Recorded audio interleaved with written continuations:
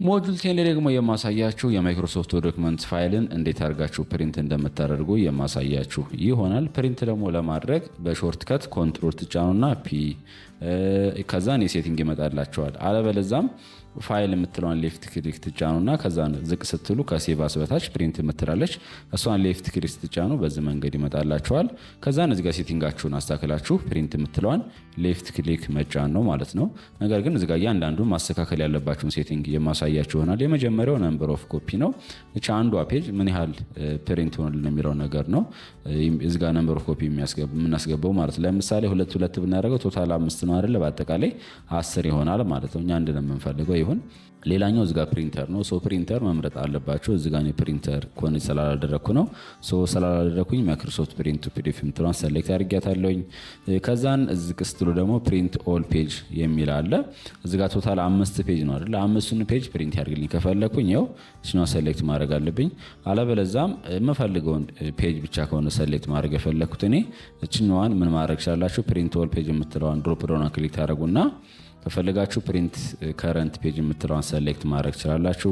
እዚህ ጋር ለምሳሌ የሁለተኛውን ፔጅ ብቻ ፕሪንት እንዲያደርግልኝ ማለት ነው። ከፈለጋችሁ ሶስተኛውን ከሆነ እዚህ ጋር እቺን ክሊክ ታደርጓትና ይሄው የሶስተኛውን ፔጅ ብቻ ፕሪንት እንዲያደርግላችሁ ማድረግ ትችላላችሁ ማለት ነው። አለበለዛም እዚህ ጋር ራሱ ፔጅ ነምበር ሰጣችሁ ፕሪንት ያደርግላችሁ ማድረግ ትችላላችሁ። ከስተም ፕሪንትም አለ። በነገራችን ላይ የምትፈልጉትን ከስተም ፕሪንት ስንል ምንድነው? ቶታል 5 ፔጅ ነው አይደለም? ከሁለተኛው ፔጅ እስከ መጨረሻው እስከ 5ኛው ማድረግ ይችላልኝ ወይንም የሶስተኛውንና ከ3ና እስከ 4 በቃ የ3ና የ4ኛው ፔጅ ብቻ ማድረግ ይችላልው። በዚህ መንገድ ማስተካከል ትችላላችሁ ማለት ነው። ነገር ግን አብዛኛው ጊዜ የምንጠቀመው ሁሉንም ፔጃችንን ፕሪንት እንዲያደርግልን ነው። ብቻ የፈለጋችሁትን ፕሪንት ለማድረግ እነኚህ መምረጥ መጠቀም ትችላላችሁ። እኔ ፕሪንት ኦል ፔጅ ስለምፈልግ ፕሪንት ኦል ፔጅ የምትለውን ሰሌክት አደርጋለሁ። እዚህ ጋር ፔጅ ምንም አላስገባለትም ሁሉንም ፕሪንት እንዲያደርግልኝ ስለሆነ የምፈልገው ማለት ነው። ሌላኛው ደግሞ ፕሪንት ዋን ሳይድ እና ቦት ሳይድ የሚል አለ። ጀስት ለምሳሌ ወረቀታችሁን ኤ4 ወረቀት አለ አይደለም? ከዛን እሱን በጀርባውና ፊት ለፊቱ ማለት ነው። ፕሪንት ዋን ሳይድ ከሆነ ከአንድ ሳይድ ብቻ ፕሪንት እንዲያደርግልን ነው። ፕሪንት ማኑዋሊ ፕሪንት ኦን ቦት ሳይድ ደግሞ ከሆነ ከሁለቱም ሳይድ ፕሪንት እንዲያደርግልን ነው የምትመርጡት። እኛ የምንፈልገው ግን ዋን ሳይድ ስለሆነ ዋን ሳይድ የምትለውን እንመርጣለን።